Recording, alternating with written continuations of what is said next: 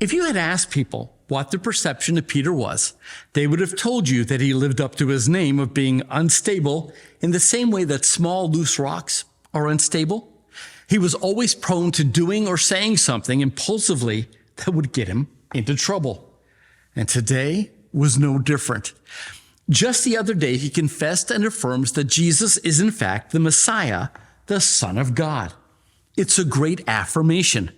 That is, until Peter learns what it actually meant for Jesus to be the Messiah, suffering, pain, abuse, and death on a cross. That was not Peter's idea of a Messiah, and he rebukes Jesus for even thinking that way, let alone saying it out loud.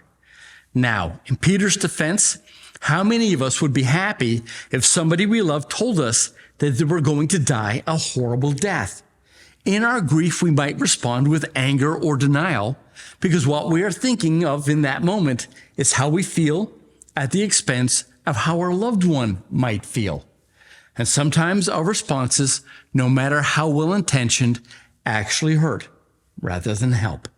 This is why Ellen White tells us in The Desire of Ages that Peter's words did not provide Jesus with any comfort or affirmation. They were actually a hindrance. Jesus needed people who understood his mission and were willing to stand by him no matter the cost, even when his mission will lead him to the cross. But not only would it lead Jesus to the cross, but as the disciples in some way, shape, or form, we all have a cross to carry. At some point, we all have to die to something in order to be born again. In order to experience the new life, we have to die to the old. This is to be the mission of every fully devoted follower of Jesus Christ, to die to anything that defined us as who we were before we met Jesus.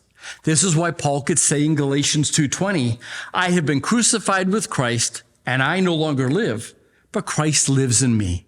The life I now live in the flesh, I live by faith in the Son of God, who died for me and gave himself for me. According to Jesus, you gain everything when you're ready to die to everything. And that was our nugget for today.